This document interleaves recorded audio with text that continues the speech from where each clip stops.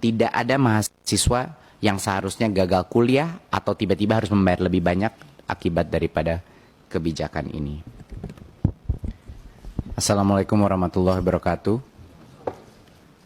Terima kasih Kang Dede dan pimpinan Komisi 10, anggota Komisi 10 hari ini. Hari ini kami akan mencoba menjelaskan beberapa prinsip-prinsip dasar secara singkat mengenai kebijakan ini. Tapi sebelum itu, saya mungkin ingin mengucapkan pertama apresiasi sebesar-besarnya atas semua masukan dan kritik dari semua pihak, termasuk dan terutama mahasiswa yang mempunyai kepedulian tinggi kepada mahasiswa yang existing maupun dengan mahasiswa baru. Jadi saya salut sekali bahwa ada concern yang sangat tinggi terhadap ini.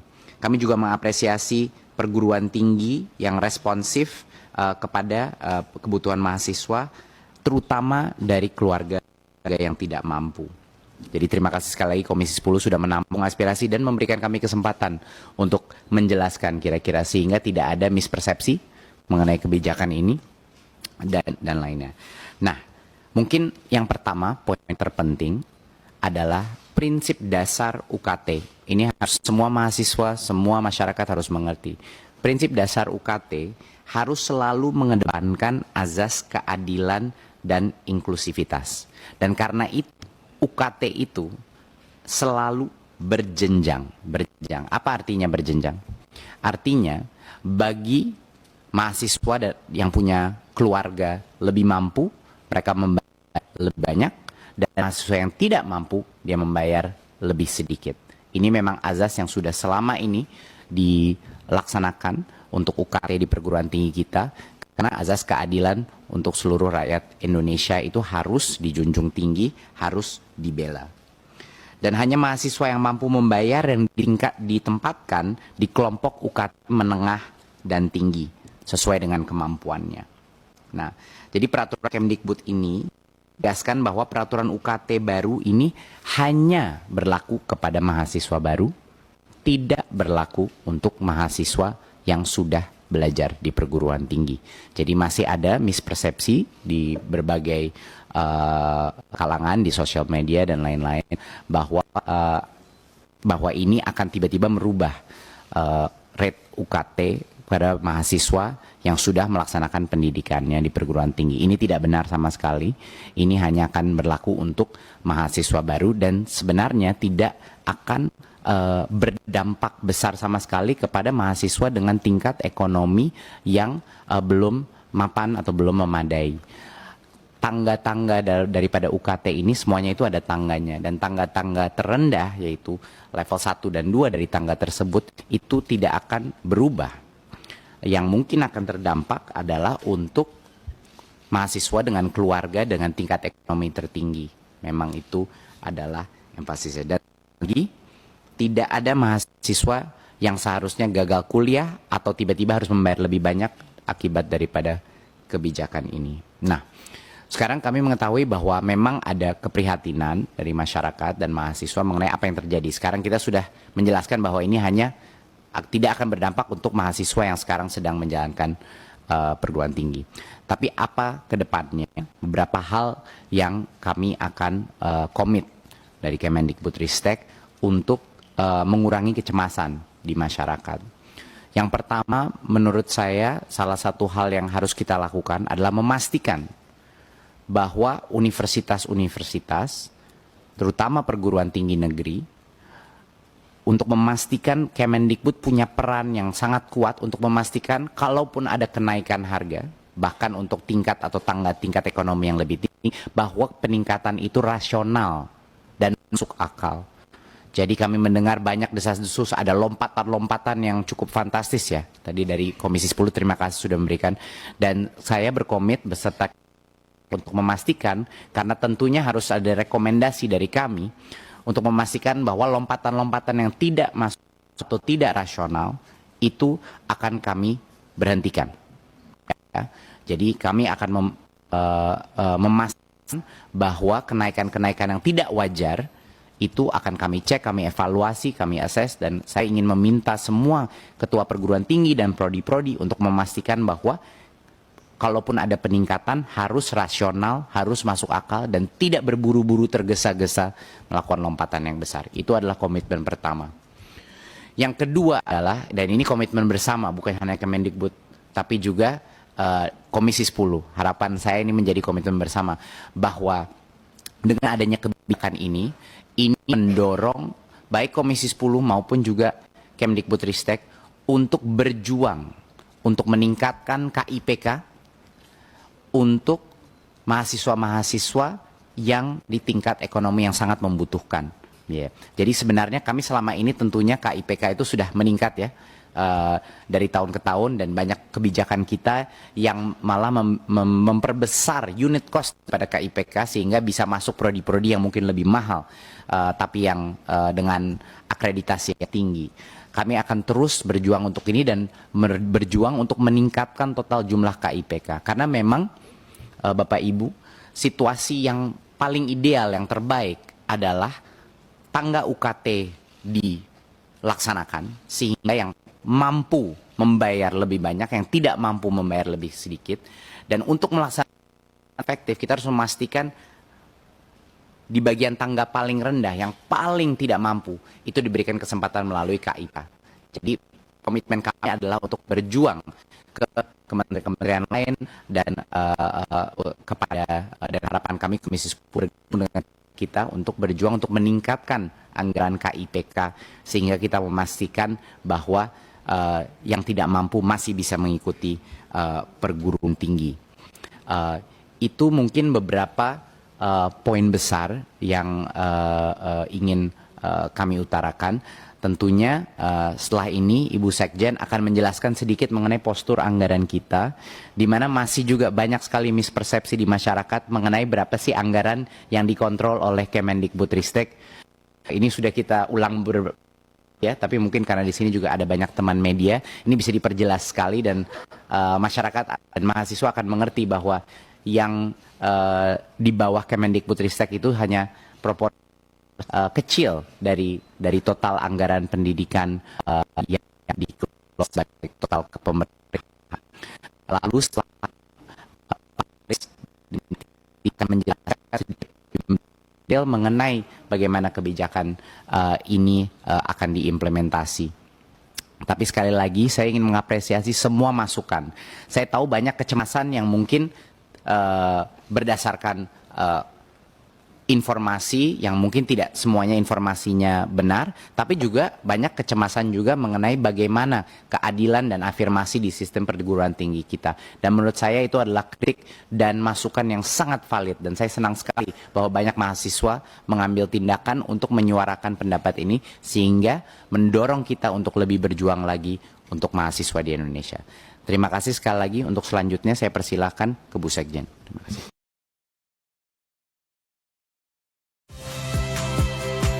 Saya Valentina Sitorus. Saksikan program-program Kompas TV melalui siaran digital, pay TV, dan media streaming lainnya. Kompas TV, independen, terpercaya.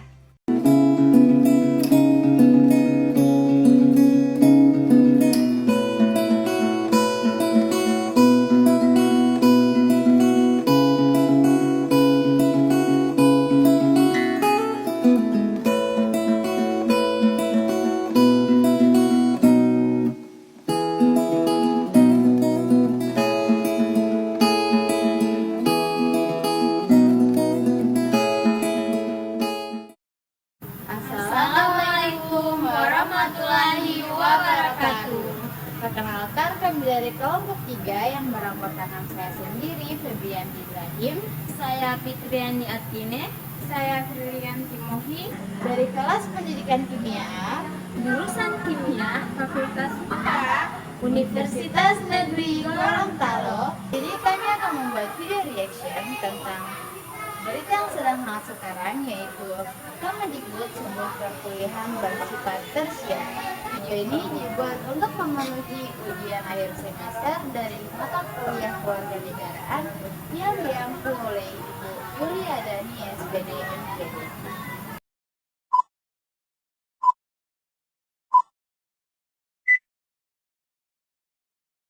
Kalian udah dengar gak masalah tentang katanya Kemendikbud kalau kuliah tuh bersifat tersier. Terus menurut aku ya itu tuh masuk sama berita yang itu loh, Pak Nadiem diundang sama DPR buat bahas tentang kenaikan UKT.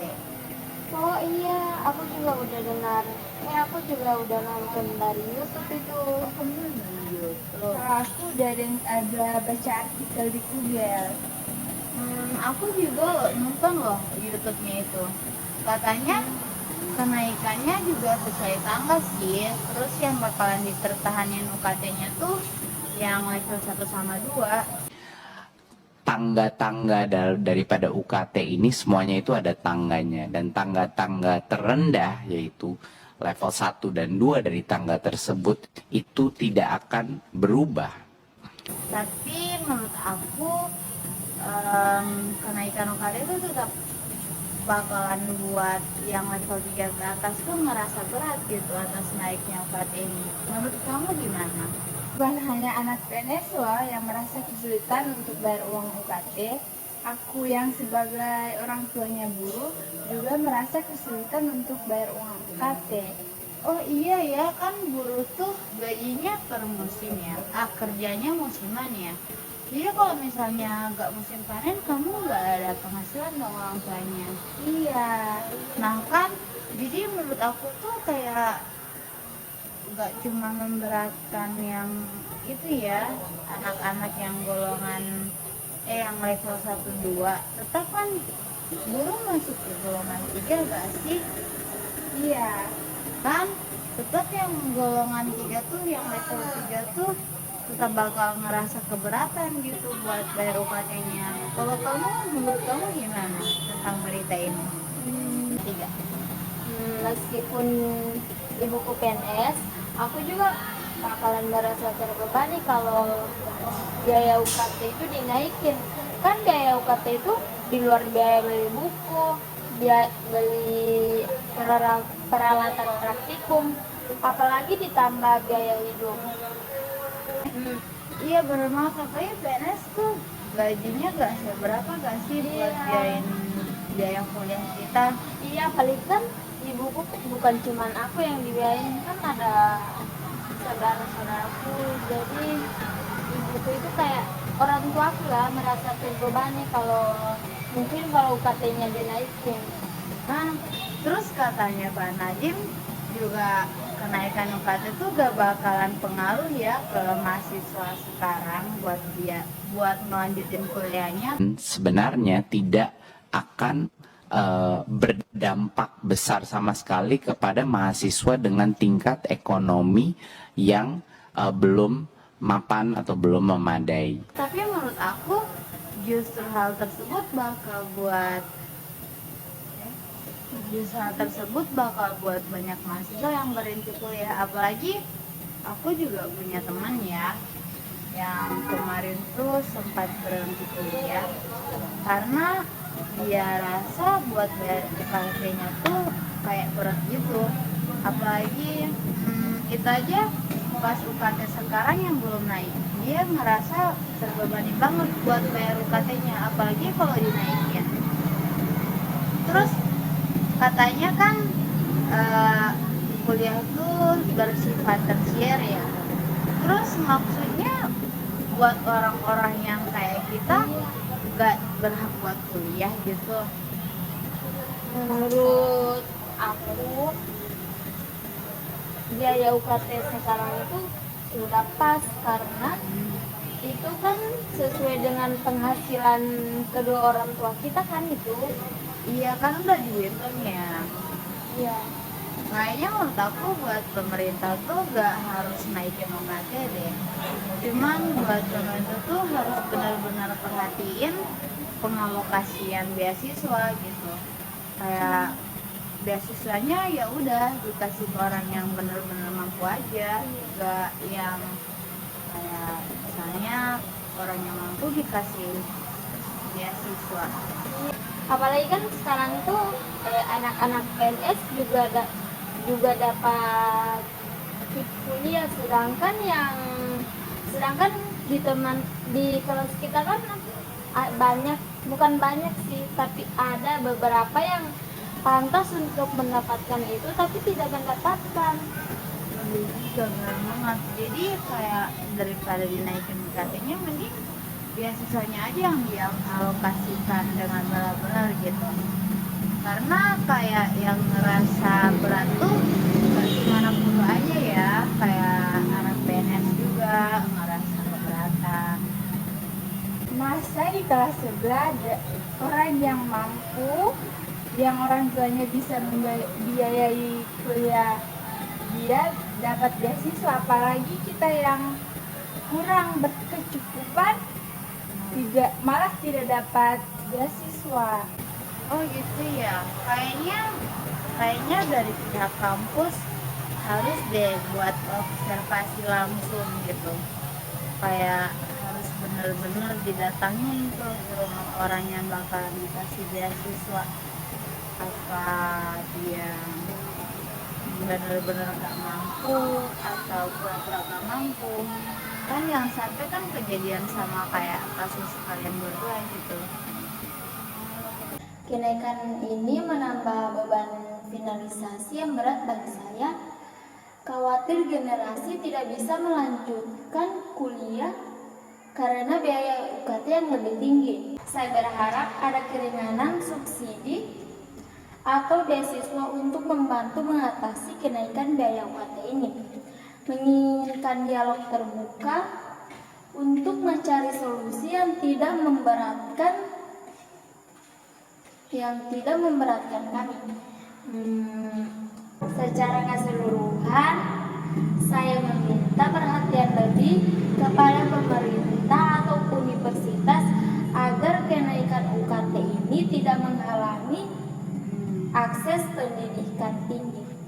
Iya benar banget, apalagi kan sebenarnya tujuan dari Indonesia itu sendiri atau tujuan dari pendidikan itu sendiri untuk mencerdaskan kehidupan bangsa, yang berarti seharusnya pemerintah mendukung kita untuk supaya generasi muda ini mendapat fasilitas untuk mengembangkan pikirannya, supaya dia bisa melanjutkan pendidikannya. Kan tidak mungkin cuma sampai di SMA. Biasanya kalau ijazah SMA tuh jarang banget dapat kerjanya. Siapa lagi kan sekarang kalau anak SMA itu, Apalagi kan sekarang ini banyak siswa SMA yang ingin melanjutkan ke jenjang yang lebih tinggi, cuman terkendala pada biaya UKT. Iya, sebenarnya juga kan kalau misalnya dimudahkan buat masuk ke pendidikan yang jenjangnya lebih tinggi tuh buat ngurangin angka pengangguran di Indonesia ya. Jadi kayak buat mencerdaskan kehidupan bangsa, terus buat kemajuannya Indonesia itu sendiri, biar orang-orang di Indonesia bisa jadi kaya, maka pikirannya juga harus kaya. Jadi sebaiknya tuh pemerintah memberikan fasilitasi atau kemudahan buat kita generasi muda ini untuk menempuh pendidikan kita, begitu.